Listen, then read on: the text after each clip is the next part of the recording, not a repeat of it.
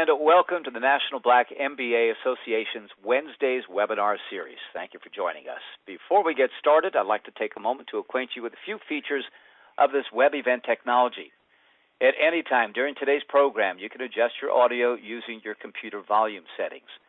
On the right-hand side of your screen, you'll see a Q&A window. To submit a question, type your question in the small text box at the bottom. When finished, click the send button. You may do this at any time during the program. All questions that you submit are only seen by today's presenter. Questions will be responded to in the order in which they are received and will be addressed at the end of the presentation. However, please note that due to time constraints, our speaker may not respond to all questions submitted. At this time, I'd like to introduce our speaker, Erica Spradley. Erica is an expert in the career coaching industry, known for assisting mid-level professional women who want to advance, better manage their careers, and go further faster. As an experienced coach, author, former hiring manager, and interview trainer, not only does she offer long-term career guidance, she exists to help clients reach the next level of their career. At this time, I'll turn things over to Erica to get us started. Erica? Thank you so much, Gary. Hello, everyone. Thank you for joining us for today's webinar, How to Communicate with Confidence and Credibility. Again, my name is Erica Spradley, and I am excited about today's presentation.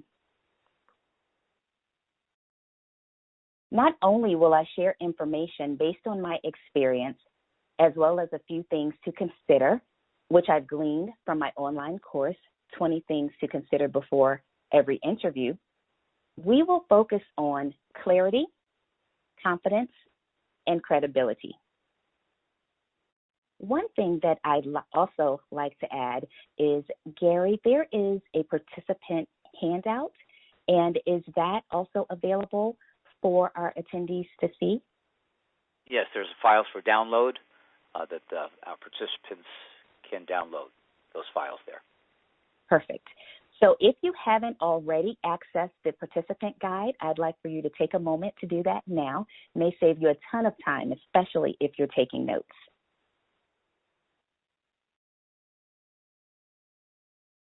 In the spirit of clarity, one of my most impactful moments of clarity was the lesson of transferable skills when I successfully leveraged the interview to expand my career options, increase my salary, and accelerate my career.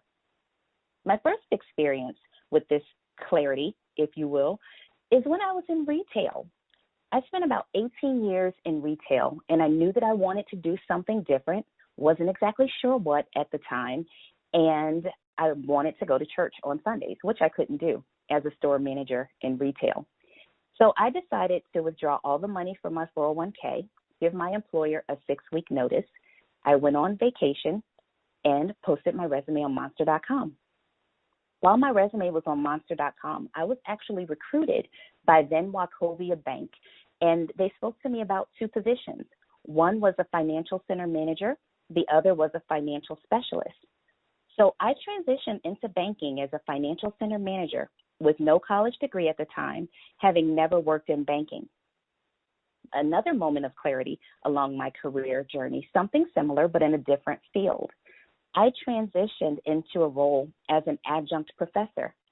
I had no formal teaching experience at the time, and my degree is not in education.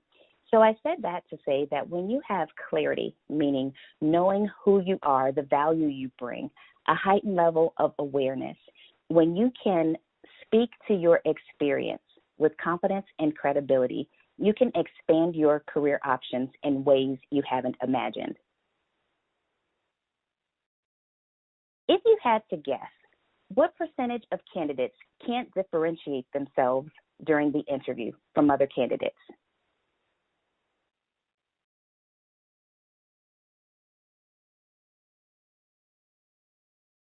We have 85%, 50%, 40%. They're still rolling in. The answer is 67%.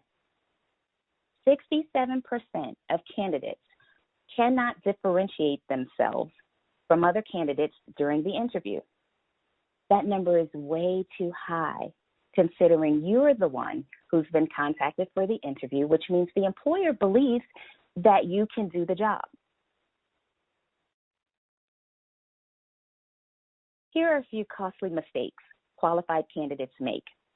They share vague, ineffective responses, meaning the responses are not specific enough, and or as it relates to STAR responses, they don't provide a specific situation or task, the actions they took, and the response.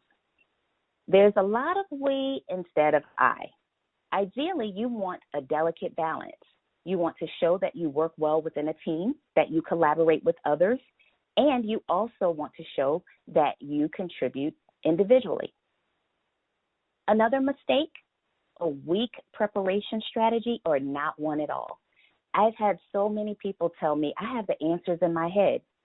That doesn't work, especially as it relates to behavioral-based interviews, because almost always you'll omit specifics that are typically a part of your competitive advantage.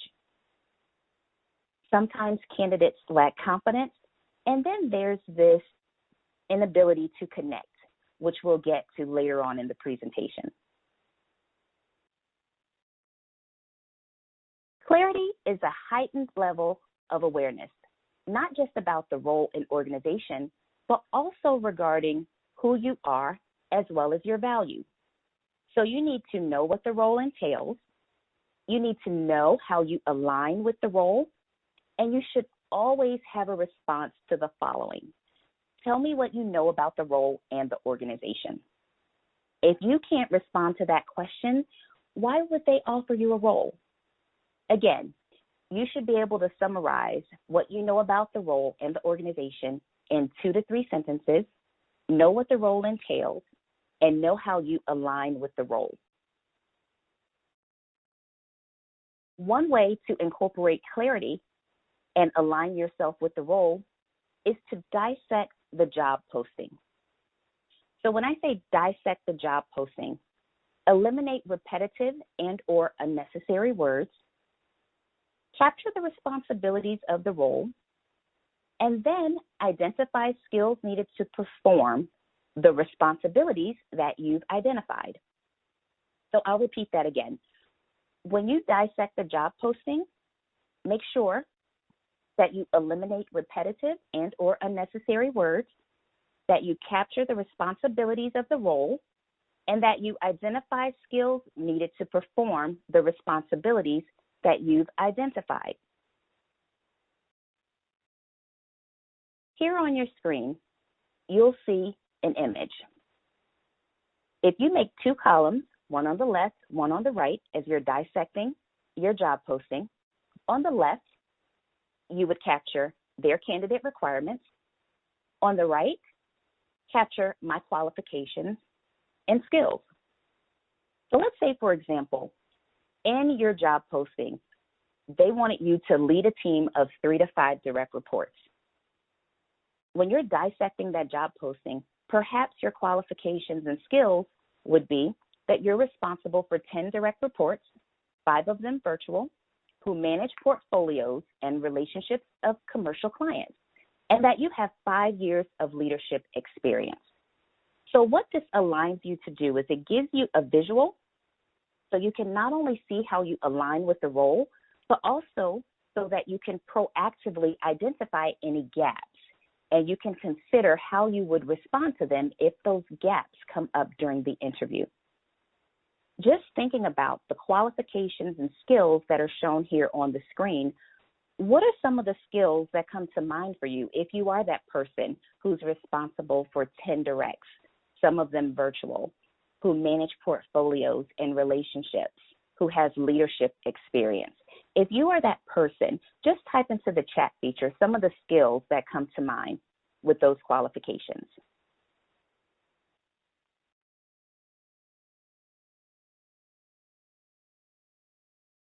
Interpersonal skills, yes, very good.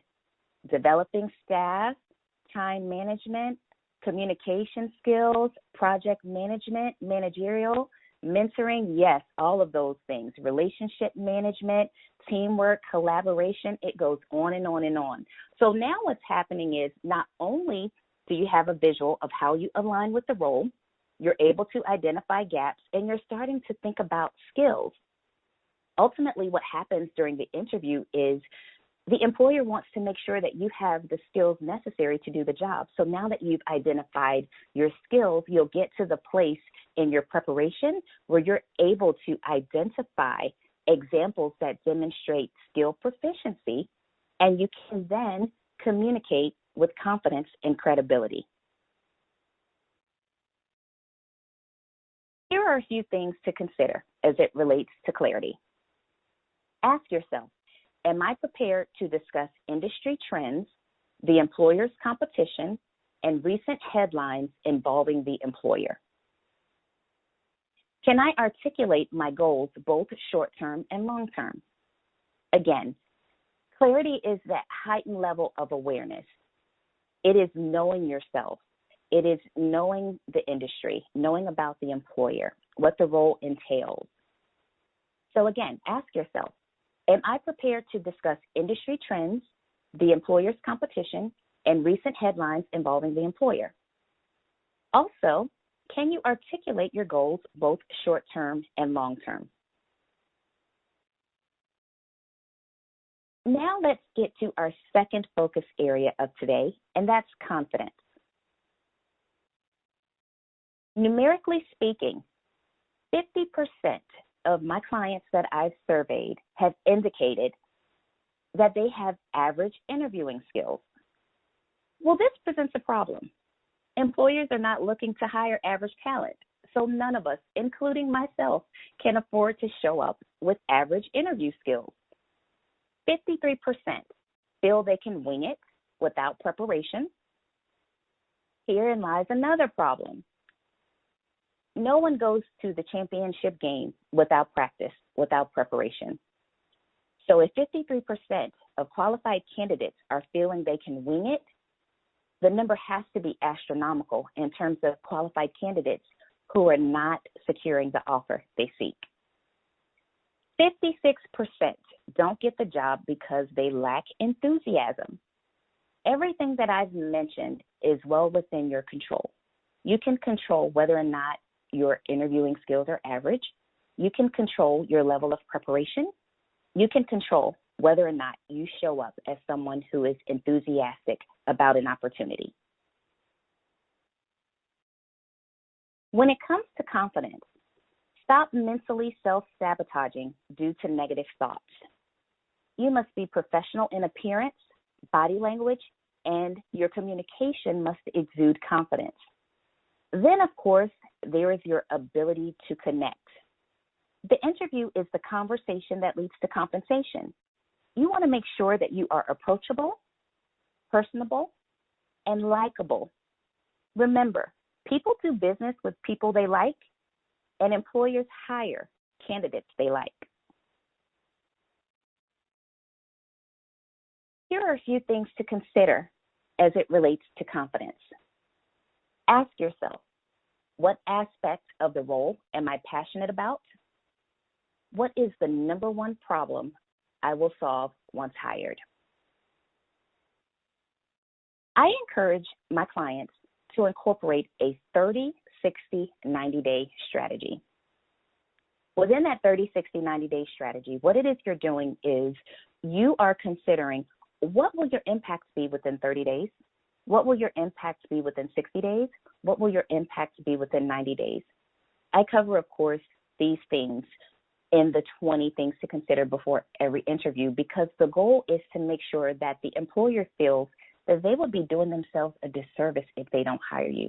Just think about how you show up in the minds of the employer when you show up, professional in appearance, body language, exuding confidence, and you have a 30, 60, 90-day strategy. So many people aren't doing it, you automatically stand out. You also want to anticipate questions posed and consider the ones you will pose. I encourage you to ask questions during the interview because it will give you an idea of what you can come to expect, not just based on what the job posting says, but some of those things internally that you may not be aware of, so that you can make sure that the role is a win for you as well as the organization. So here's another question.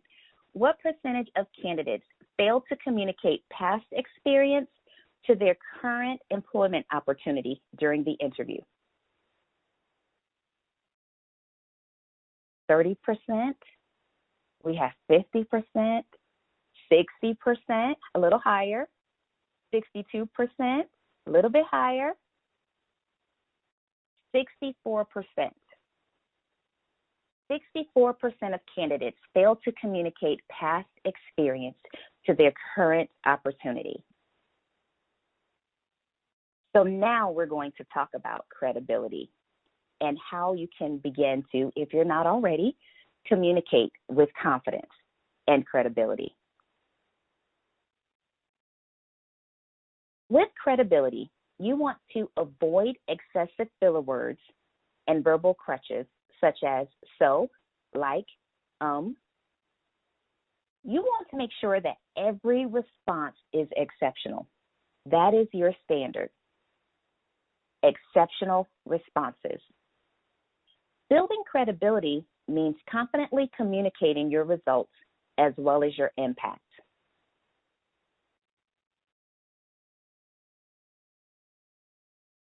Authenticity during the interview includes knowing your weakness, leveraging your strengths to communicate your competitive advantage. These things, of course, impact your credibility. So again, as it relates to authenticity during the interview, this includes knowing your weaknesses, leveraging your strengths in order to communicate your competitive advantage. So here is an example of knowing your weakness as it relates to managing time when priorities shift. Additional projects can shift my priorities, so I've been concerned about my quality of work as well as competing deadlines in the past. When additional work surfaces, my goal is to complete everything. Because some work is urgent and other work not so much, I use Microsoft Outlook's calendar to prioritize appointments and tasks. In addition, I color code my email. My ultimate goal is to complete projects efficiently, exceed expectations, and manage my time effectively, which Microsoft helps me achieve day to day without missing deadlines. So again, you want to know your weaknesses as well as your strengths. And this is an example of managing time when priorities shift. So although someone may be challenged with managing time when a fire pops into their inbox or someone walks over with a 911, but what the person wants to demonstrate is how they overcome that weakness and also reiterate the fact that they haven't impacted the work, that they haven't impacted the team, that they haven't impacted the organization. So I'll read it to you again. Additional projects can shift my priorities. So I've been concerned about my quality of work as well as competing deadlines in the past. When additional work surfaces, my goal is to complete everything. Because some work is urgent and other work not so much, I use Microsoft Outlook's calendar to prioritize appointments and tasks. In addition, I color code my email. My ultimate goal is to complete projects efficiently, exceed expectations, and manage my time effectively, which Microsoft helps me achieve day to day without missing deadlines.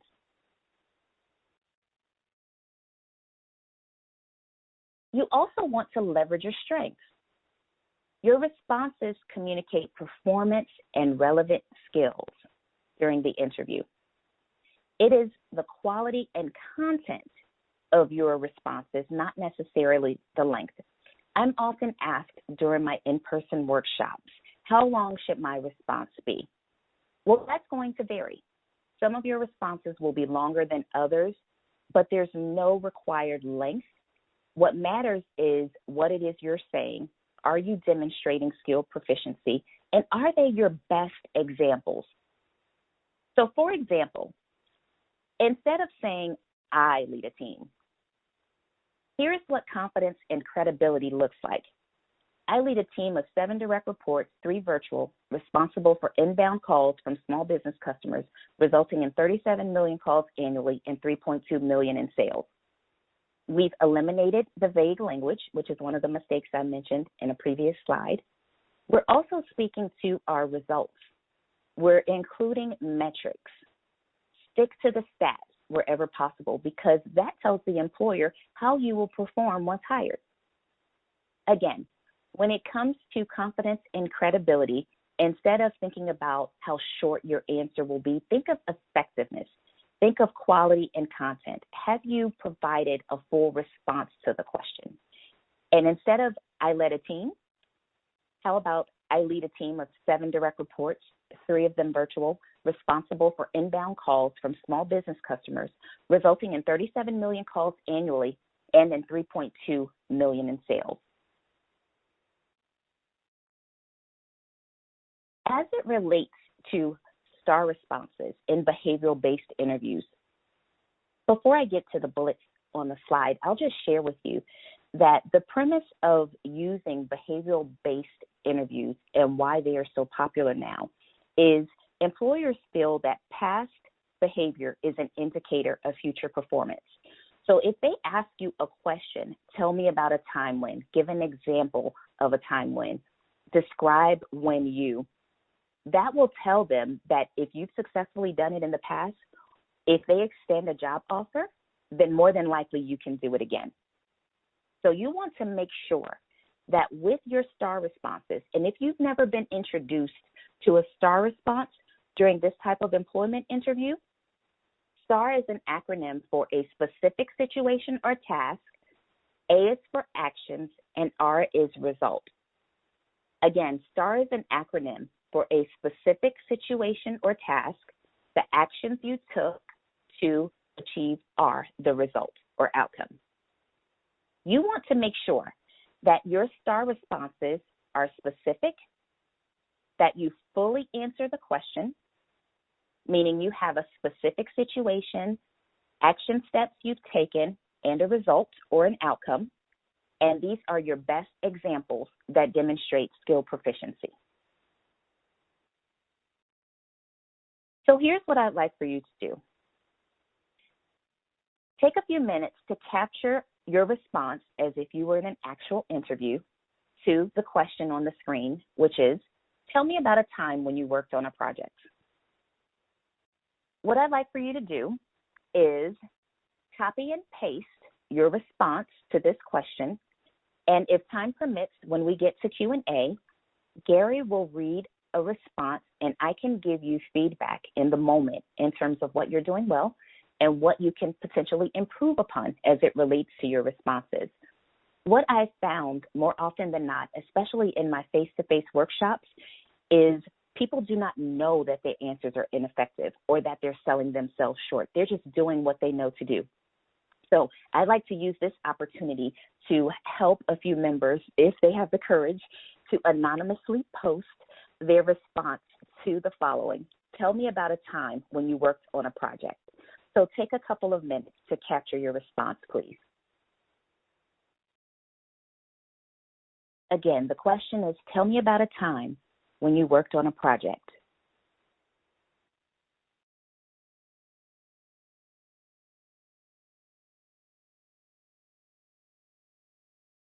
And if this feels a little bit stressful or uncomfortable, this speaks to how important your preparation is ahead of time, because you do not want to experience these feelings during an interview, because it increases your chances of walking away with interview regret, wishing you would have shared a different example or communicated something differently.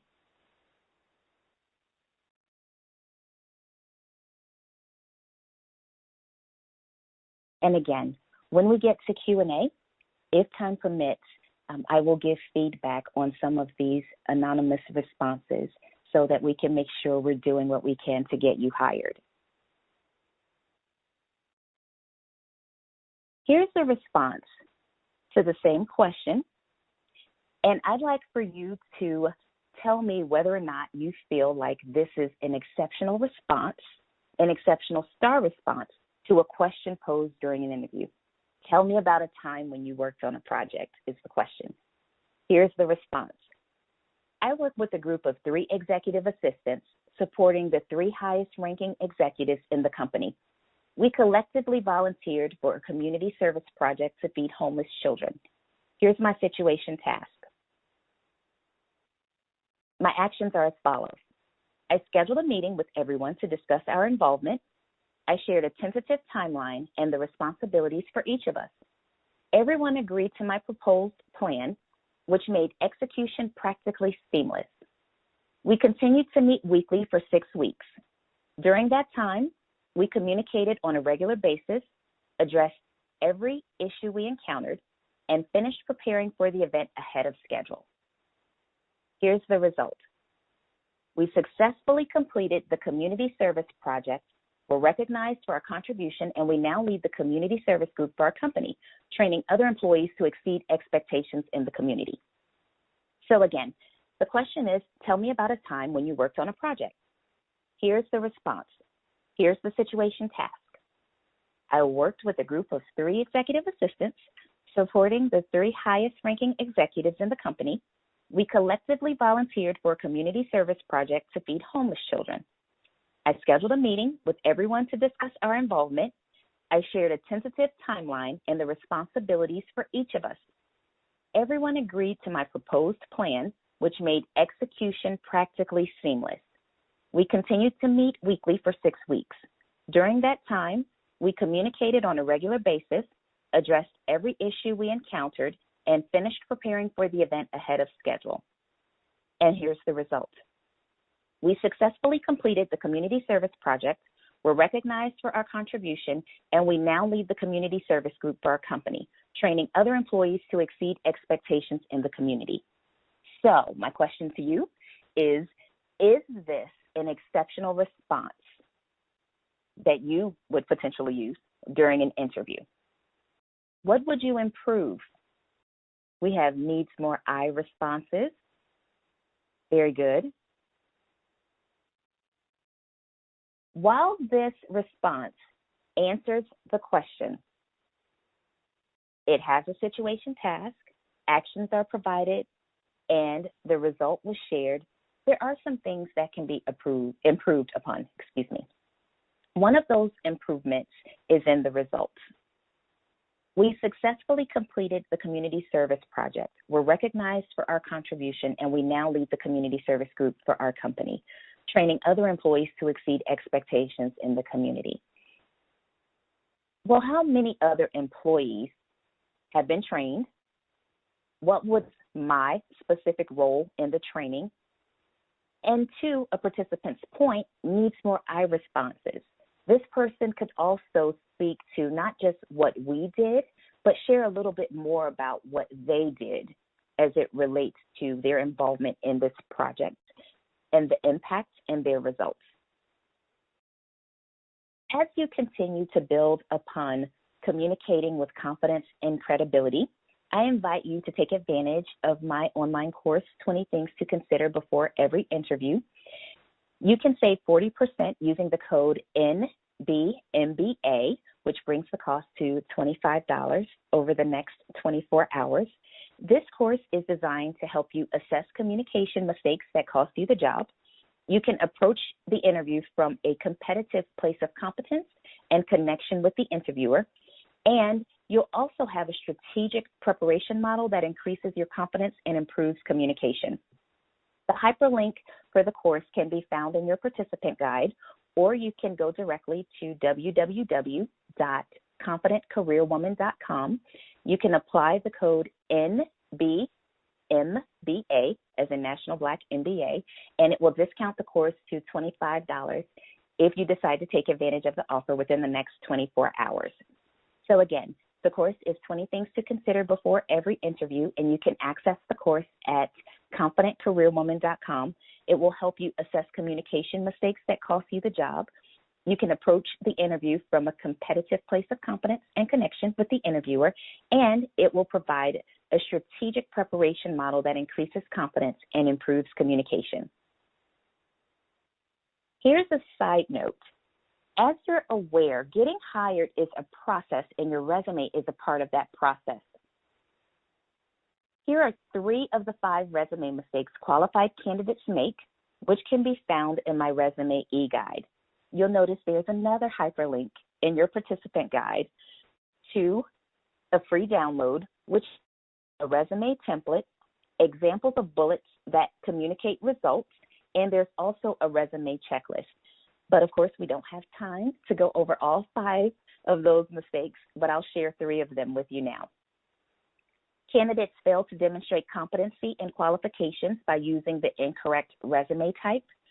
So, for example, when I was in retail and I was looking for jobs in retail, similar to my experience, same industry, I was using a chronological resume.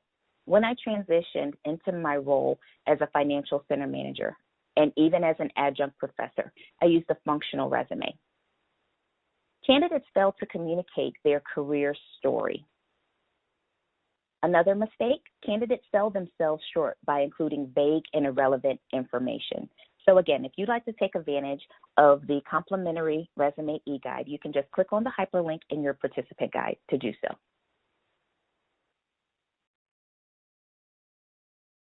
In closing, our 3 focus areas are clarity, confidence, and credibility. And if you'd like to contact me, you can reach me directly through my website, ericaspradley.com. If you're interested in one-on-one coaching, you can send me an email at info@ericaspradley.com.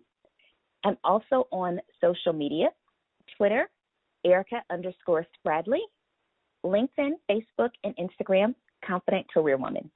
Again, if you're interested in one-on-one coaching, you can just send me an email, info@ericaspradley.com, ERICASPRADLEY.com. My website, ericaspradley.com. I'm on Twitter, Erica_Spradley, and I'm also on LinkedIn, Facebook, and Instagram, ConfidentCareerWoman.com for all 3 of those channels. Before we get to Q&A, I'd like to remind you about our upcoming conference. This is our 40th year, and our conference will take place in Detroit, September 25th through the 29th. You can register at nbmbaaconference.org. Again, our national conference will be in Detroit this year, our 40th year hosting the conference, and it's September 25th through the 29th. You can register at nbmbaaconference.org. We also have 2 webinars that are coming up. The first one is Wednesday, August 23rd from 7 to 8:30 p.m. Megan Pitts from Johnson & Johnson will provide a tour of the company's available career opportunities. And the second webinar is on Wednesday, September 5th at 2 p.m. Denise Thomas will teach us how to effectively communicate across generations in the workplace. Again, those 2 webinars. The first one is August 23rd from 7 to 8:30 p.m. with Megan Pitts from Johnson & Johnson. She will provide a tour of the company's available career opportunities. And then the second webinar is on Wednesday, September 5th at 2 p.m. Denise Thomas will teach us how to effectively communicate across generations in the workplace. And now I'll turn it over to Gary for our Q&A. All right. Thank you, Erica.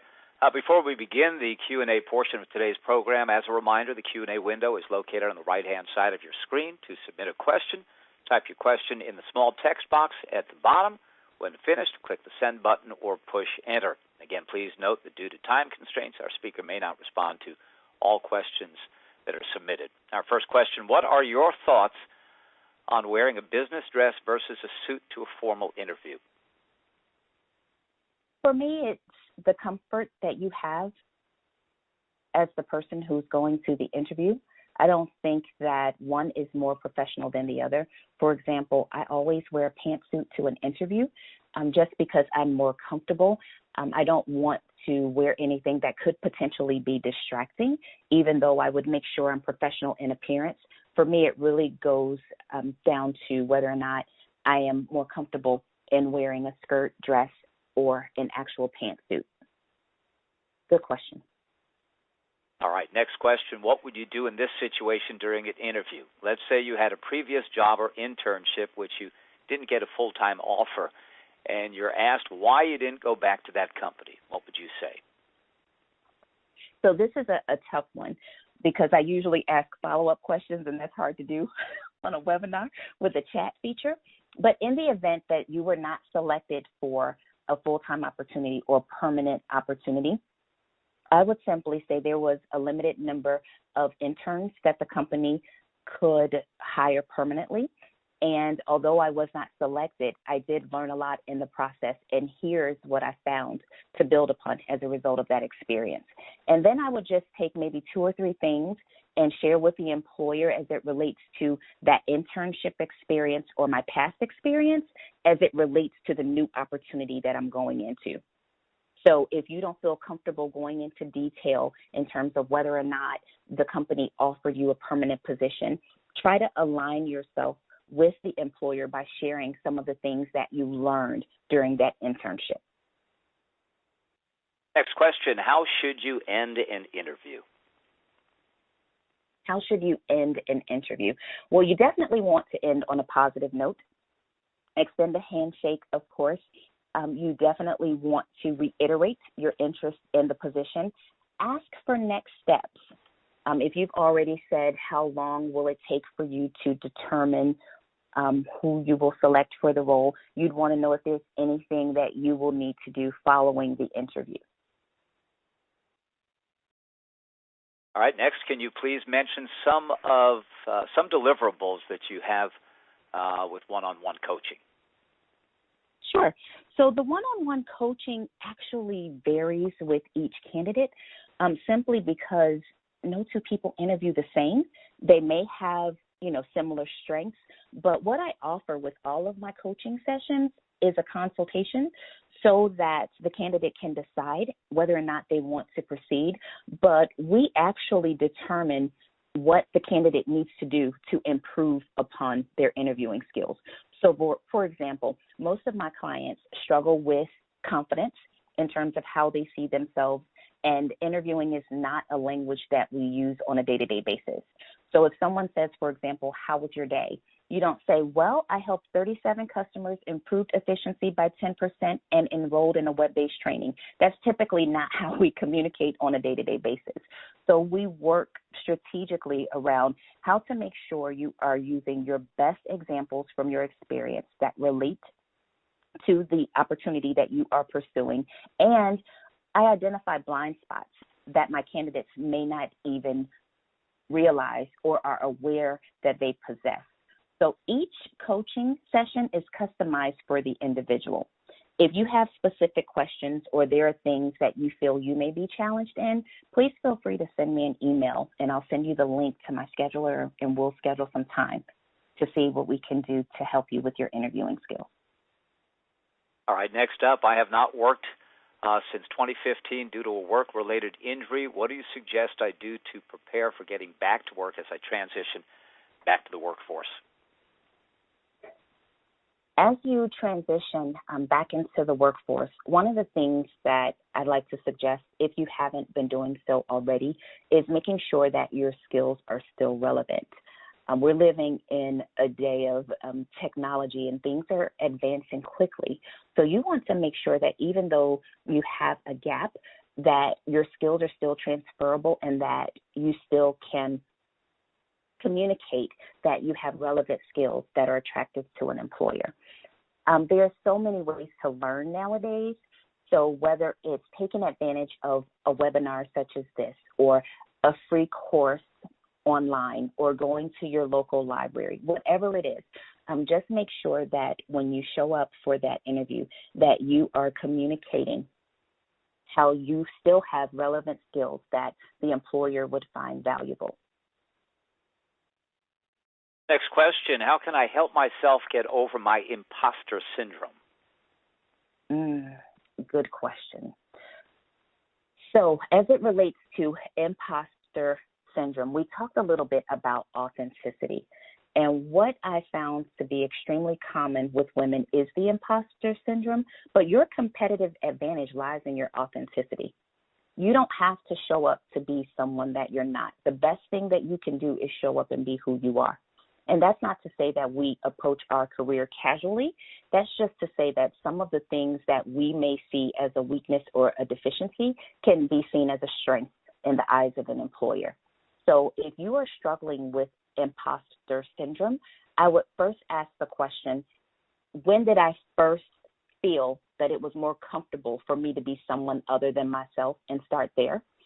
Because we all take ourselves into the workplace, and a lot of times things like imposter syndrome that shows up in our career is also showing up as something that has transpired in our personal life. So just get really clear on why you feel the need to be someone other than yourself, and then go from there. All right. In reference to confidence, you mentioned that you must be approachable and likable. What is the other item? Approachable, personable, and likable. All right. How would you address the question, tell me about yourself, as well as what are your strengths and weaknesses? Oh, I thought this was going to come up. So tell me about yourself, as well as your strengths and your weaknesses. We didn't get into that today because this webinar was specifically around communicating with confidence and credibility as it relates to STAR responses. But during the interview, you have those background questions, or those pre-interview questions. So the question posed is an example of those background questions or pre-interview questions. Tell me about yourself. I'll start there, and then we'll go into strengths and weaknesses. So when the employer asks, tell me about yourself, and I'll share a personal story. When I first started interviewing, I really did tell them about myself. I said, my name is Erica Spradley. I'm from Hampton, Virginia, and I love to roller skate. Well, the only problem was I was not applying for a job at a roller skating rink. So I was sharing irrelevant information. It just so happens that the employer at that time hired me anyway and coached me on that response. But with your background questions, those pre-interview questions, like tell me about yourself, you want to respond using 2 to 3 sentences. You want to share in your response to tell me about yourself things that may not be found on your resume, but that align with the position you seek. So, for example, when it comes to tell me about yourself, I didn't share this in my bio, but according to StrengthsFinders, I am a relator, I am a developer, I am strategic, I am futuristic, and I'm positive. So something that I would share if someone were to say to me, tell me about yourself, especially if I'm talking to them about a coaching opportunity, is that as a developer and a relator, not only do I work well with others, but that I also enjoy seeing others grow. So while I can contribute individually within a team, I'm always looking for an opportunity to see how I can help others grow, how we can reach our goals, how we can go further faster as a team. The second part of that is you asked about your strengths and your weaknesses. Strengths are typically easier for people to articulate than weaknesses. So with your weaknesses and any other thing that may be perceived as a deficiency or something negative, you want to present it as a positive. I shared on a previous slide, know your weaknesses, and I talked about it from the standpoint of managing time.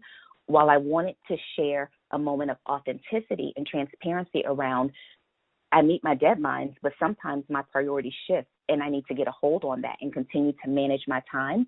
You want to demonstrate that while this may be an area of opportunity for you, that it's also been approved upon and that it's not a negative impact, if that makes sense. Great question. All right, on to the next question. I have started to research emotional intelligence, and I came across an article that talked about the importance of emotional intelligence in interviewing and securing a job. The article encouraged showing emotions when talking about strengths, weaknesses, and mistakes. What strategy would you put in place, and how much is too much? That's great. And I'm taking notes, so I apologize for the pause just to make sure I don't miss any part of the question. So this is around emotional intelligence, and the article that you read spoke to expressing emotions visibly when you're talking about your strengths, weaknesses, and mistakes. And then there was a second part to that question, Gary? The second part, what strategy would you put in place, and how much is too much? Okay, how much is too much? Good question. So with emotional intelligence, I would say, I mentioned this a little bit during today's presentation, and we talked about showing enthusiasm. So with emotional intelligence, as it relates to your strengths, your weaknesses, and mistakes, how much is too much? If you are someone who reads the body language of an employer, and this is tricky too because a lot of interviews are virtual nowadays, it may be very hard to discern if you cannot see the person, whether or not too much is too much. I would say this is where your practice comes in. This is where a mock interview comes in, where someone can give you feedback in terms of how they perceive your communication. As helpful as emotional intelligence is, you want to make sure that you are able to connect with the employer. You want to make sure that you're not being perceived as someone who is a little bit over the top or someone who they can't really tell whether or not they would fit within the team or within the organization. So just make sure as your strategy that you get feedback ahead of time from someone who can visibly see you as you are communicating your strengths, your weaknesses, your mistakes, so that you can get some authentic feedback as it relates to how you could potentially show up during that interview. All right, next question. Functional resumes appear to be looked down upon as if one is trying to hide something. Are these types of resumes given more credibility now? I don't know that they're given more credibility, but it goes back to how the candidate is positioning themselves on paper. The benefit of a functional resume is that it showcases your skills more so than your work history. And when I say more so, it's because the skills are more visible just due to the order in which your information is being structured in comparison to your physical work experience. So I don't know that there's necessarily anything to hide, especially when you look at professionals who have well over a decade of work experience, and they are strategically pulling out their relevant skills and experience as it relates to a position. I personally feel, especially having sat on both sides of the hiring table as an interviewer and an interviewee, that if there are questions about the resume that I have, I'll ask them during the interview just to make sure that there isn't anything that's air quotes hidden that I need to be aware of. So I don't know that functional resumes are any worse than any other type of resume. You just want to make sure that you're positioning yourself properly and that you are bringing a level of integrity to the process. All right, next question. Any advice for career switchers with an MBA but no direct experience? Career switchers with an MBA but no direct experience.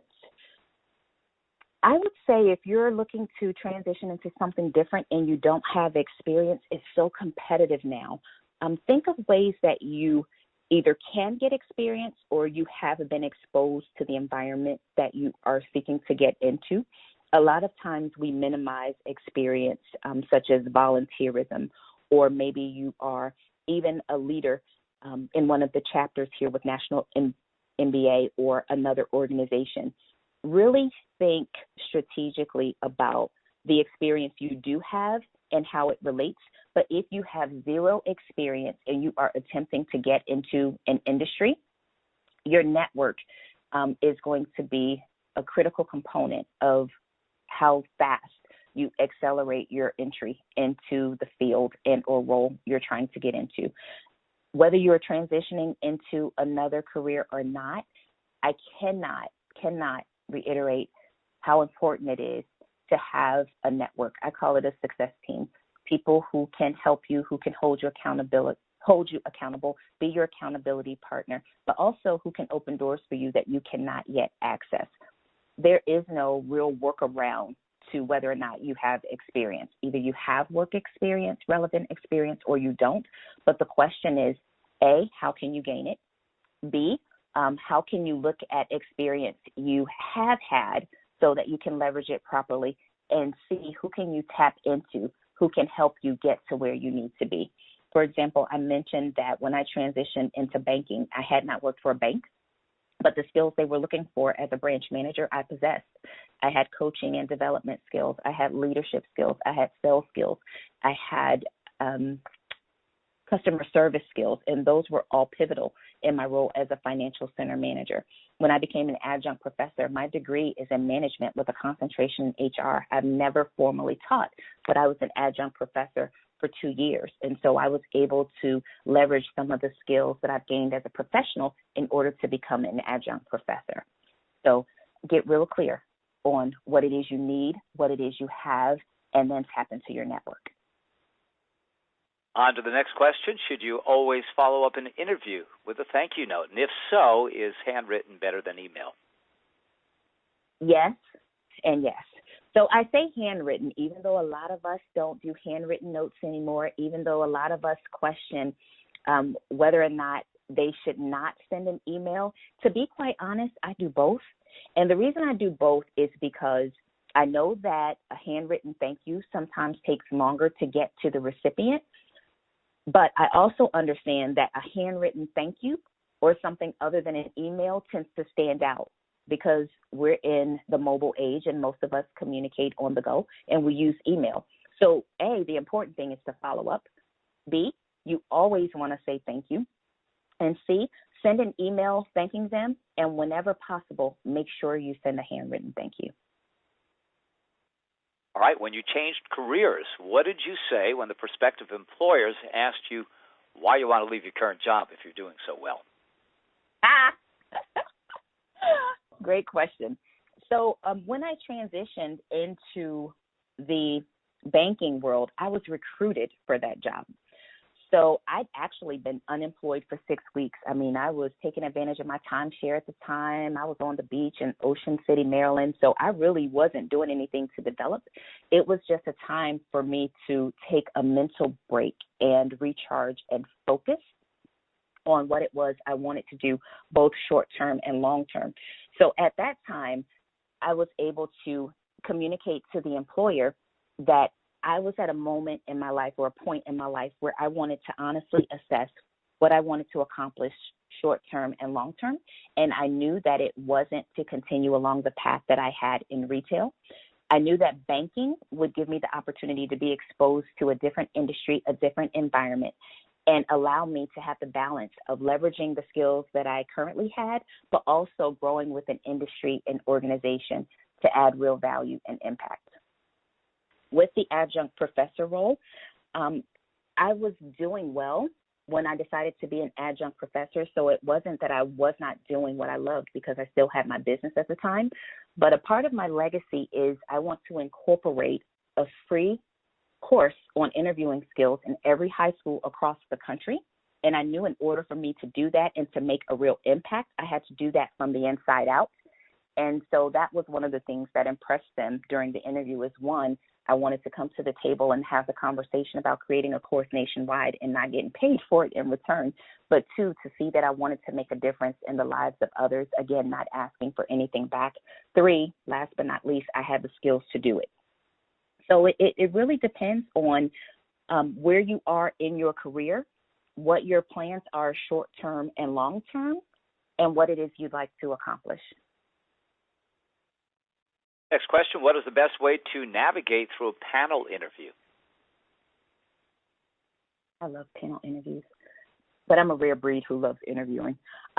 Navigating a panel interview, what you want to do is take into consideration that everyone in the room has a different function,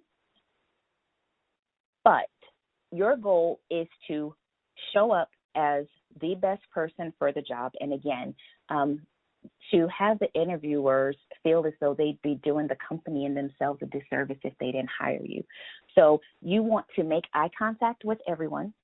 You want to ask questions. When you ask questions at the designated time during the interview, if possible, ask each person on the panel a question so that you're engaging. And by the way, take notes during the interview. I encourage that because, again, you're asking questions to make sure this is a fit for you as well as the organization. There's nothing wrong with asking the employer, do they mind if you take notes during the interview? And 9 times out of 10, they'll always say yes.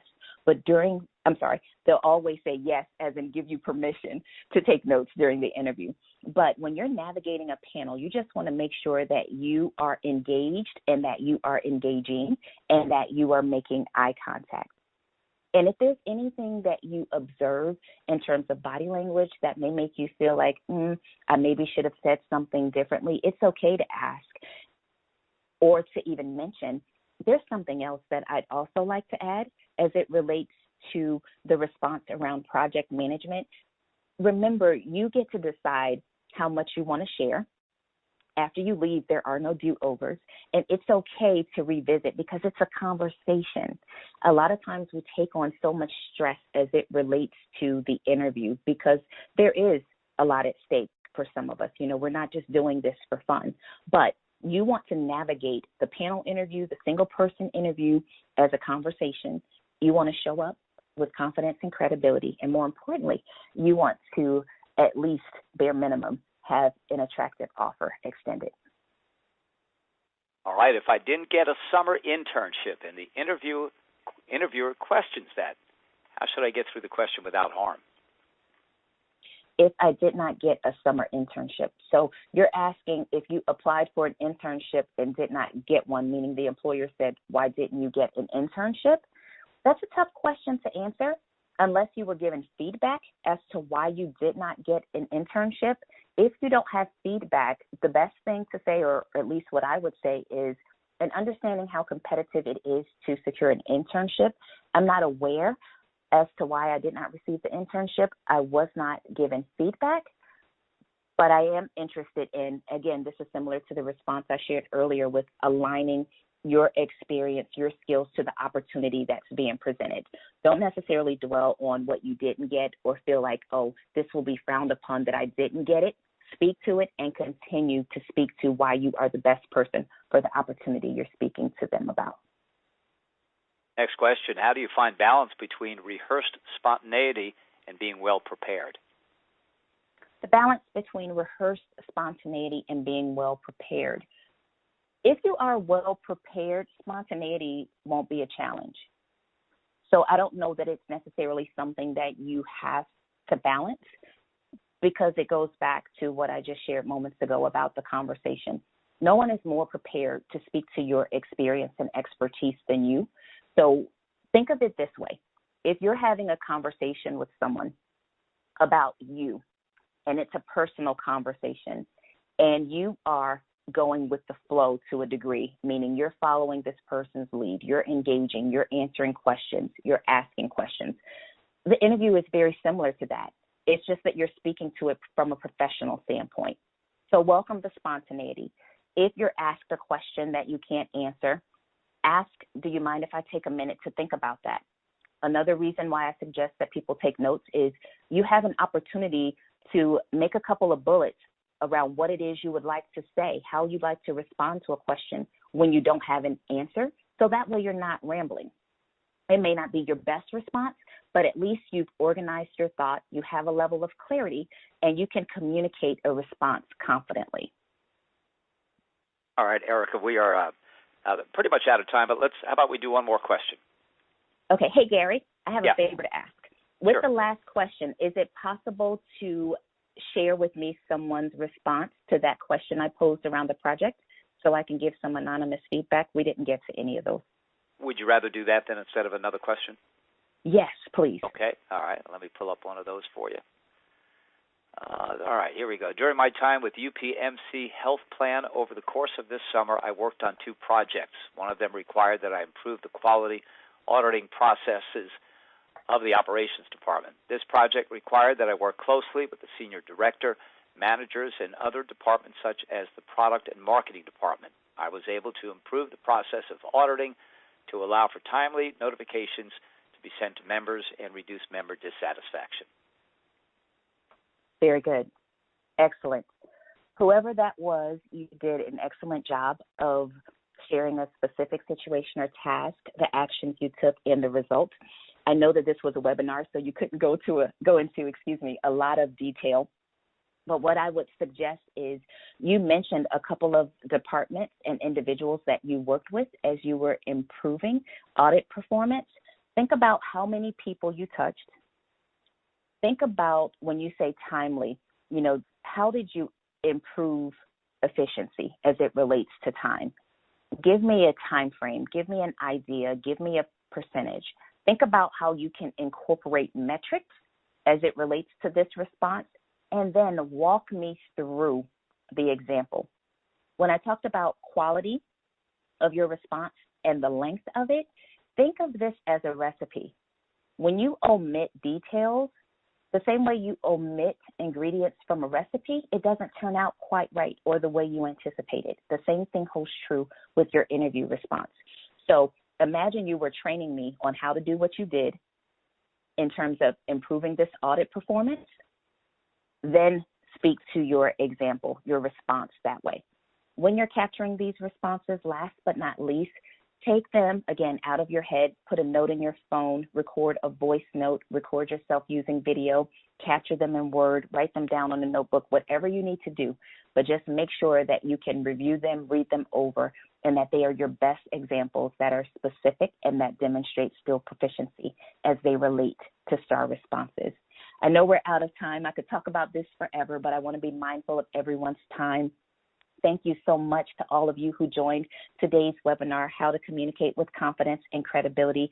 Thank you so much, National Black MBA, for allowing me to present. I had an amazing time, and I hope you all enjoy the rest of your day.